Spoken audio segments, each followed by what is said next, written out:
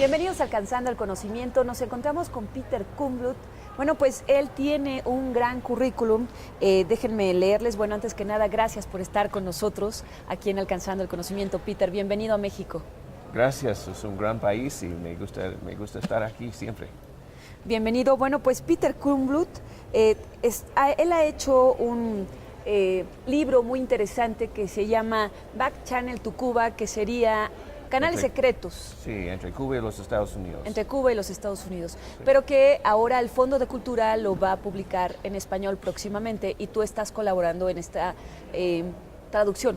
Sí, me alegro que el Fondo Cultura va a publicar el libro en octubre, me parece. Estamos en un momento de mucha atención a las relaciones nuevas entre los Estados Unidos y Cuba, y este libro realmente tiene la fundación histórica de cómo Cuba y los Estados Unidos han estado comunicando secretamente para normalizar relaciones para muchos años actualmente. Es una historia no bien conocida, pero es la fundación y los precedentes y las lecciones para lo que está pasando hoy día. Vamos por partes, Peter, platícanos. Se produce una guerra contra Cuba, un embargo, un bloqueo y años de distanciamiento. Estaba la Guerra Fría y pasan los años y ahora nos sorprende la decisión del presidente Barack Obama de decir esto se acabó y vamos a establecer todas las relaciones posibles. Claro, el Congreso todavía aún lo ve con desconfianza, pero ¿qué pasa en todos estos años? Vamos por partes. Bueno, depende cuando quieras empezar. Obviamente la historia de Cuba está dominada por la agresión norteamericana, el imperialismo norteamericano frente a Cuba y la Revolución Cubana. Y tenemos ejemplos de la invasión de Cuba en Playa Girón, de casi una invasión de Cuba durante la crisis de octubre, los misiles. Sí, los que ese es el principal antecedente, ¿no? La guerra de misiles. Los complots de la CIA para asesinar a Fidel Castro muchas veces. Y el embargo económico, que tiene un diseño de destruir Cuba económicamente. Todo un esfuerzo de aislar a Cuba en el mundo de Latinoamérica, en el mundo entero. El presidente Obama ha usado la palabra F, fallar. Y él ha hablado de que nuestra política hacia Cuba son de estos media century, ¿no? Más de medio ciclo. Sí, ha fallado. Y es una política que no produce nada, que no aísla a Cuba, pero ha resultado en el aislamiento de los Estados Unidos mismos. Países como México ha tenido relaciones normales con Cuba para todos estos años, y todo lo demás del mundo y Latinoamérica también tiene relaciones normales. Entonces, los Estados Unidos finalmente, después de tantos años, llegó a un momento con un presidente con un poco de coraje de cambiar su política. Era algo dramático el diciembre pasado, el 17 de diciembre en 2014. Es un día histórico en las relaciones de los Estados Unidos y Latinoamérica, las relaciones entre Cuba y los Estados Unidos. Pero la cosa de este libro es que hay precedentes. En todas estas décadas de agresión hemos visto presidentes hablando secretamente, en comunicación secretamente con Fidel Castro y Raúl Castro, con el objetivo de mejorar o aún normalizar relaciones. Y estas negociaciones secretas, que empezó con la administración Kennedy y ya termina con la administración de Barack Obama, es una historia muy relevante a lo que está pasando hoy día. Entonces, durante todo ese tiempo, las relaciones siguieron, pero de una forma secreta, para que no se supiera, para que el mundo no nos enteráramos que los presidentes de Estados Unidos seguían teniendo contacto con Fidel Castro y, bueno, pues, después con su hermano. Pero a todo esto, ¿qué es lo que tú, con estas informaciones, qué es lo que tú sacas como conclusión? Que ese bloqueo pues nunca fue una realidad. No, la agresión y la distancia y los atentados de derrocar la revolución cubana es una realidad, pero al mismo tiempo, porque era tan sensitivo políticamente en los Estados Unidos, en secreto, empezando con presidente Kennedy, había una realización de presidentes que tener mejor relaciones con Cuba y aún relaciones normales era mejor que seguir en agresión y hostilidad perpetua. Y estos presidente Kennedy, presidente Gerald Ford y su ayudante, secretario de Estado Henry Kissinger, el presidente Carter y un poco menos presidente Clinton. Y actualmente la historia es muy de los dos partidos, republicanos y demócratas. Bipartisan, decimos en inglés, ¿no? Había una realización y unas intenciones y atentados usando reuniones secretas, aún en México. Durante la administración Carter habían reuniones en Cuernavaca, muy cerca de donde estamos ahora, hablando, entre un equipo cubano y un equipo norteamericano de la administración Carter para tratar de hablar sobre condiciones de normalizar relaciones. Lo que hemos logrado saber de esta historia es dos cosas. Primero, que Fidel Castro hizo un gesto, un mensaje privado a casi todos los presidentes nuevos en sus primeros meses y semanas de su presidencia para decir, nosotros estamos dispuestos a negociar, hablar, charlar, tener un diálogo para mejorar relaciones, pero sin precondiciones y con un respeto para nuestra soberanía. Cada presidente, Kennedy, Johnson, Richard Nixon, quien odió a Fidel Castro, aún Ronald Reagan, un presidente muy de la Guerra Fría, ¿no?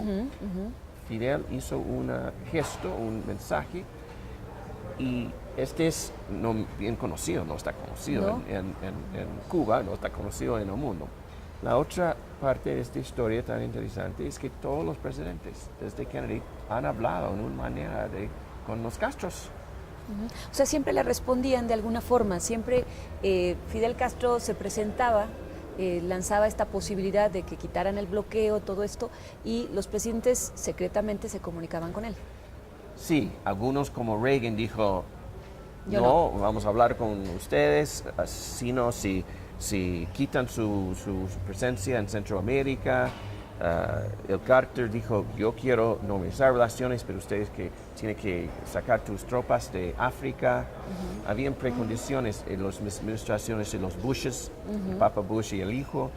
Ellos dijeron, bueno, estamos dispuestos a hablar con los cubanos después de la caída de la Unión Soviética, pero ellos tienen que cambiar su sistema de gobernador, de su sistema político, de socialismo, comunismo, a ser demócratas como nosotros. Esa era la condición siempre, ¿no? Sí, estos precondiciones nos sirvió para, con precondiciones, estos presidentes esencialmente paró el discurso para normalizar relaciones, porque los cubanos, lo que ellos quieren es respeto para su soberanía, y el respeto es, nosotros tenemos el derecho de nuestro propio sistema de política y nuestra propia política en el extranjero.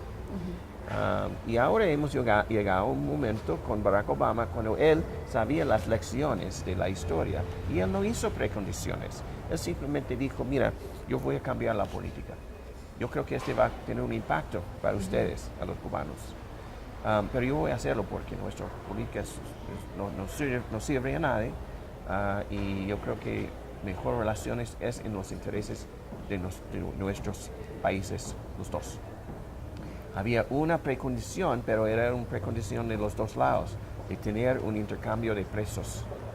Los 3 espías en los Estados Unidos, los 5.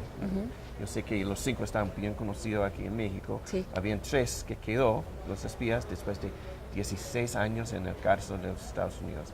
Y había un hombre, Alan Gross, que estaba en el cárcel cubano, y un espía cubano también, Rolando Saraf, en el cárcel cubano. Y este era el intercambio de presos para abrir la puerta para el cambio de política norteamericana frente a Cuba. Y en estos días vamos a ver un anuncio, yo creo en 2 semanas, de restaurar relaciones diplomáticas entre los dos países, relaciones cortadas en 1961. Y este es realmente hemos llegado a una nueva etapa.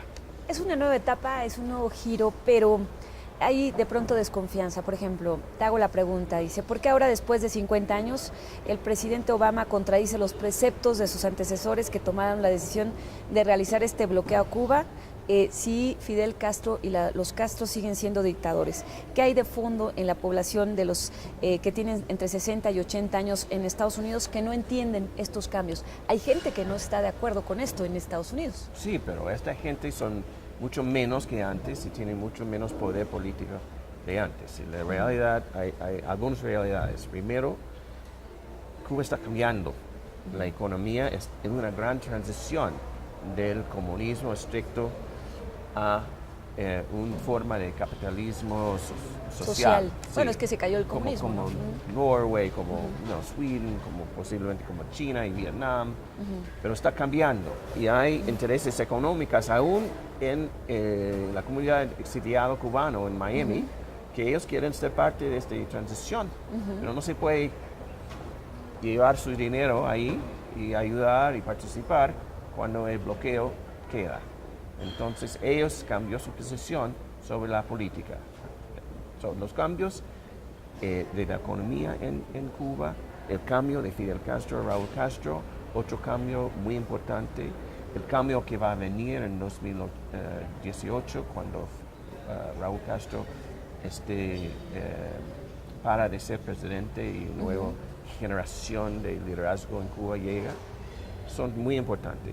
2, tenemos un presidente finalmente en los Estados Unidos que tiene el coraje de decir, esta política no sirve para nada, no ha cumplido su misión, sus objetivos en más de 5 décadas de atentados. Y realmente debemos tener puentes de comunicación, de cultura social, económica, política con Cuba. Probablemente vamos a tener más influencia en vez de menos. Pero esta es la política correcta y yo voy a hacerlo ahora. Él tenía 3 presiones importantes. Primero, un preso gringo norteamericano, Alan Gross, en el cárcel cubano después de 5 años. Él estaba al fin, físicamente y mentalmente, de quedar ahí. Era importante sacarlo. La única manera de hacer esto era dejar salir los espías cubanos, los 5, que quedaron 3 para regresar a Cuba.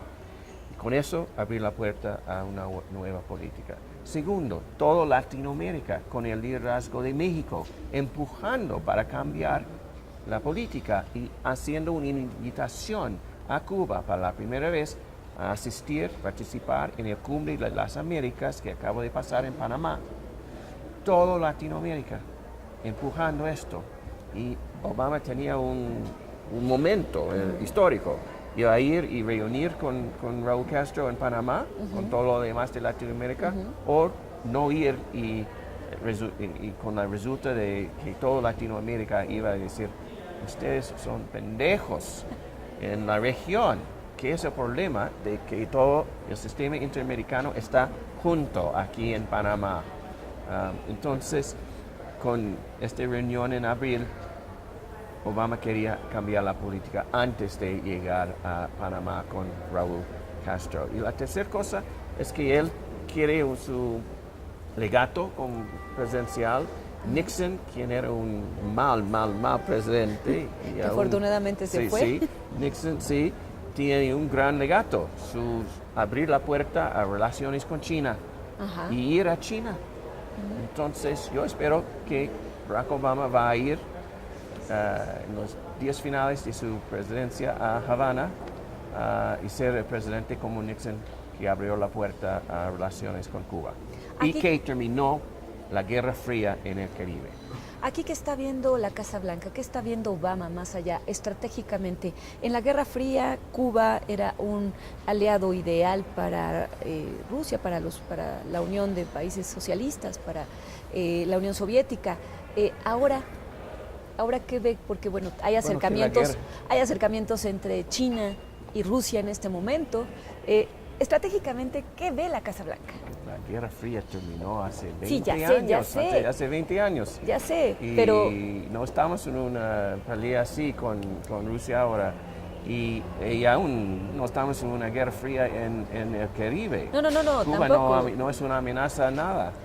Pero estratégicamente ven algo. Es un aliado en el proceso de paz en Colombia. Es un aliado en la situación con parar las drogas que vienen del sur de América hasta el norte. Es un aliado en mandar doctores y ayudar en países como Haití. Y puede ser aún más un aliado. En las noticias hoy día hay información de que los Estados Unidos va a mirar bien y empezar pruebas de un vacuna. Una vacuna. Sí, vacuna para lung cancer. Cáncer. Que Cuba Ajá, tiene. bueno, Cuba tiene muchísimos adelantos en cáncer. Sí, Cuba puede contribuir y hacer una contribución al mejorar la situación social en los Estados Unidos. Sí, claro. Sí, y ojalá que más ciudadanos norteamericanos viajando a Cuba, más intercambio de cultura, más intercambio de económica, puede asistir en el desarrollo y la evolución cubano también. Tienen un problema, Obama tiene un problema con el Congreso, ¿no? No acepta de todo quitar el embargo. ¿Qué va a pasar ahí y qué va a pasar? ¿Esto va a ser transeccional? ¿Se va a mantener? Porque seguramente el próximo presidente será republicano, seguramente al estilo de Estados Unidos. Pero Obama puede ser lo que puede ser como presidente. Su estrategia es de crear huecos en el embargo, usando su poder como presidencial. Y crecer un momentum de económica y cultural, social, que no se puede que es irreversible con cualquier presidente que viene después de él. Los republicanos controlan el Senado y la Casa de Representantes en los Estados Unidos. Esos republicanos han dicho no. Es su palabra favorita. No a cualquier cosa que Obama quiere. Siempre. Sí, es como un niño con padres, ¿no? Dice no. No importa lo que es, la respuesta es no. Entonces Cuba es parte de esto. Y obviamente Cuba va a ser un fútbol político en la campaña presidencial en 2016, especialmente si un Jeb Bush o un Marco Rubio es el candidato republicano. Al lado demócrata, Hillary Clinton ya ha dicho fuertemente que el embargo es una estupidez, que no sirve los intereses de los Estados Unidos ni los intereses del pueblo cubano. Entonces, si ella llega a ser presidente, yo creo que va a seguir este proceso sin problema. Yo creo que podemos seguir haciendo las normalizaciones de relaciones con Cuba con el embargo más o menos todavía ahí, porque hay muchas partes del embargo que el presidente puede quitar con sus poderes. Otra pregunta que tiene que ver justamente con tu libro. Ustedes, bueno, antes de publicar esta información, estos archivos secretos ya son desclasificados. Tú estás en esta organización que impulsa a la desclasificación de archivos secretos y aboga por la transparencia, pero ¿te encontraste con obstáculos? ¿Qué tuviste que hacer? No. ¿Pediste permiso a la Casa Blanca? ¿Qué tuviste que hacer? Bueno, permíteme hacer una descripción de mi organización que se llama el Archivo de Seguridad Nacional. Suena como la biblioteca de la CIA o algo así, ¿no? Sí, hasta pensábamos que eras de la CIA. No, pero siempre cuando yo paso por México y yo hablo con estudiantes aquí y me preguntan qué hacen, ¿qué es esa organización? ¿Es del gobierno o qué? No somos del gobierno, somos una organización que empuja para la desclasificación de documentos secretos y empujamos el derecho de saber. de los ciudadanos norteamericanos y en otros países. Como Chile, ¿no? Chile, pero como México. Yo tengo un colega que participó en actualmente escribir la ley de abrir archivos aquí en México. Y que es un problema, porque esta ley de transparencia, o sea, llega un siguiente, la abren, llega un siguiente presidente, sí, vuelven a clasificar todo, dicen que todo se va a poder ver en 10, 20, 30, 50 años. Obviamente, pero antes de 2000 no había una ley. Sí, no había Entonces, nada. Y no se puede ser un país moderno como México sin una ley de transparencia, un acto de libertad de información y un acceso público de los ciudadanos de saber lo que el gobierno está haciendo en su nombre, pero sin su conocimiento. Y esto es muy importante en un país como México, cuando todavía hay muchos problemas de corrupción, de matanzas, masacres, de operaciones encubiertas contra el pueblo mismo. Entonces, para tener más transparencia sirve para todos. Y en mi país y mi organización estamos dedicados a eso. Tenemos un eslogan, documentos o muerte, que es casi revolucionario, pero es nuestra dedicación de obtener documentos norteamericanos, documentos mexicanos. Yo obtuve documentos mexicanos para este libro porque México tenía un rol muy interesante en la historia de comunicaciones secretas entre Cuba y los Estados Unidos. Eso me lo dices. ¿Qué papel exactamente ha jugado México en esta parte? ¿Ha sido mediador? A México le conviene que se quite el embargo, aparentemente no.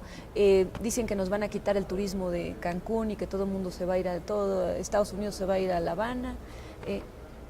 Yo creo que no va a pasar, que los estudiantes todavía van a venir a Cancún para muchos años. El Spring Breaker. Sí, para Spring Breaker, sí. Y bueno, México ha tenido un rol desde los años 60, en 1960 el gobierno de México trató de empujar a los Estados Unidos no invadir a Cuba. Y uno recuerda que el expresidente Cárdenas trató de subir en un avión y ir a Cuba para bloquear las invasores. Sí. México jugó un rol de dar espacio en Cuernavaca para reuniones secretas entre emisarios de presidente Carter y emisarios de Fidel Castro, de negociar y mejorar relaciones. En 1994, el presidente Salinas era un interlocutor entre el presidente Clinton y Fidel Castro. Muy amigo de Fidel Castro. Sí. Bueno, y él llamó a Gabriel García Márquez aquí en la Ciudad de México para ser su mensajero. Y García Márquez fue a Cuba en un avión presidencial de México. De ahí fue a Martha's Vineyard, a los Estados Unidos, la isla de Martha's Vineyard, para cenar con el presidente Clinton con un mensaje de Fidel Castro. Y Salinas estaba en comunicación casi cada día con el presidente Clinton de negociar una terminación de la crisis de las voceros, el vocero crisis de inmigración y salvar muchas vidas de cubanos que estaban cruzando el mar en es que el asunto de los balseros era terrible. Sí, muy frágiles. Y bueno, y después de esto, México siguió en un rol de intermediario entre Clinton y Fidel Castro. Todo está mucho detalle aquí en el libro. No está conocido que antes de Salinas, el Jimmy Carter, expresidente de los Estados Unidos, era el intermediario, pero el presidente Clinton lo echó a Carter, al presidente Carter, como intermediario con Fidel Castro, y fue con Carlos Salinas. Wow. En vez de Carter. En vez de Carter. Sí, y todo esto está en el libro que va a salir en español en octubre con Fondo Cultura Económica. ¿Qué más me dices acerca del asunto de la falta de transparencia en América Latina? Tú has estado muy cerca, has trabajado con asuntos que tienen que ver con la dictadura pinochetista, sí, con lo que pasó con el periódico El Mercurio. Se supo y se dio a conocer la gran cantidad de dinero y financiamiento que recibían los medios, ciertos medios de comunicación en Chile para favorecer la dictadura, en fin, muchísimas cosas. ¿Qué nos dices de todo esto? Latinoamérica, cada país es diferente. pero como una región está llegando muy tarde a un proceso de transparencia real. Brasil solamente hace 2 o 3 años creó una ley finalmente de transparencia. Brasil, con todos sus el adelantos. País más grande, el país más moderno y más grande en Latinoamérica. Y es el país final grande, bueno, que tiene una ley así. Yo no creo que Venezuela tiene una ley que funcione y ellos obviamente necesitan algo. La ley de México solamente tiene 15 años y hay muchos problemas. Y es un proceso largo para empujar la transparencia. Y todos los países necesitan esto.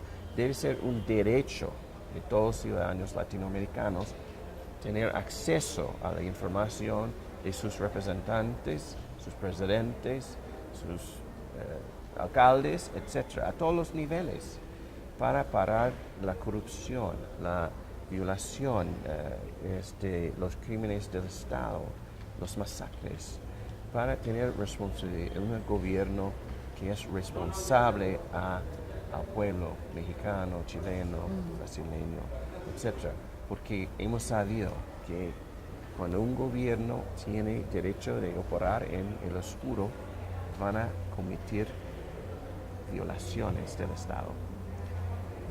Y es violaciones de poder.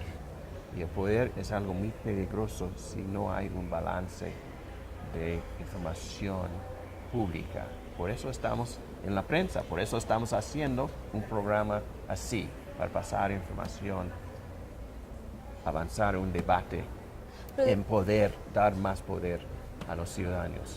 Pero de momento pareciera, digo, las redes sociales han ayudado muchísimo, el internet, todo esto, sin duda.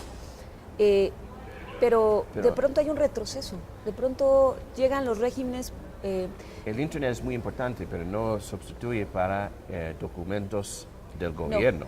No. Informes de la policía, informes del secretario de Estado, informes comerciales, los presupuestos municipales, etcétera, para dar información al pueblo mexicano y otros pueblos y ciudadanos latinoamericanos para participar activamente, para dar más poder a sus voces. No se puede tener un debate o participación democrática sin información. No podemos tener confianza que los presidentes van a decirnos la verdad siempre. No, para nada. Este es un problema. Entonces, por eso mi organización empuja para la declasificación de documentos en los Estados Unidos y alrededor del mundo. Los documentos sobre Cuba y el diálogo secreto, hay muchos aquí en este libro, muchos nuevos. Yo he gastado más de 20 años en eso, empujando la declasificación de estos documentos. En la era de Bush, en estos 8 años que pasaron con la Freedom Act, hubo un retroceso. Sí. Y después, a la llegada de Obama, ¿esto mejoró? Sí. ¿O cómo es esa búsqueda de información? Mi oficina trabajó con el equipo de Obama para asegurar que en su primer día de presidente, en 2009, enero de 2009, enero 21 de 2009, su primer día de ser presidente, su primer acto como presidente era promulgar un nuevo decreto de transparencia, de dar más poder a las leyes, de abrir documentos secretos y archivos secretos. Es difícil porque él también ha autorizado muchas operaciones secretas y hay muchos documentos secretos. Pero el tono ha cambiado de Bush, quien quería guardar los secretos todos, a Obama que dar reconocimiento al derecho de los ciudadanos norteamericanos a tener acceso a sus documentos. Nosotros como norteamericanos hemos pagado la creación con nuestros impuestos. Claro. Para estos documentos son de nosotros. Y no los exigimos. No es propiedad de Obama mismo o de su secretario de Estado o algo. No, es nuestra propiedad. Y este es lo que creemos en los Estados Unidos que los documentos son de nosotros, son de todos. Antes de terminar esta entrevista, Peter, ¿qué le dices a la ciudadanía, a los jóvenes, a toda esta población que tiene deseos de empoderarse, que tiene deseos de conocer, de saber, o que a lo mejor no está enterada que puede hacerlo, para de alguna manera hacer más fuerte este sentimiento ciudadano de ir a la información, a los documentos, a la desclasificación? Bueno, que ellos deben primero participar en pedir documentos. Hay una ley de acceso en México y hay que usarlo para cualquier cosa que le interesa. Puede ser algo económico, puede ser algo a nivel municipal o de una ciudad o un nivel nacional o internacional. Pero si tiene el derecho de pedir un documento, debe pedir un documento sobre un tema y tener la experiencia de recibir la información o de recibir un rechazo, un denial, ¿no? Una negación del gobierno. Negada. Sí. Y después debe participar con la comunidad de transparencia, que quiere más transparencia y menos actividades ocultas del gobierno, que quieren parar la corrupción, que quieren saber dónde están los estudiantes y quién lo mataron, etc. Este es fundamental, de participar en pedir información y empujar para la información y para sistemas de información y de clasificación mucho más abierto, porque esta es la única manera de llegar a un gobierno responsable al pueblo mexicano. Peter, pues en octubre estará el libro que publica el Fondo de Cultura Económica en la versión en español. Mientras tanto, bueno, este es el libro que ahora está, Back Channel to Cuba. Sí, y está. Vas a volver a México en octubre. Sí, en octubre. Nos vemos. Ok. Ok. Bueno, pues muchísimas gracias. Gracias a ustedes. Y gracias a todos ustedes por estar con nosotros aquí en Alcanzando el Conocimiento, una herramienta vital.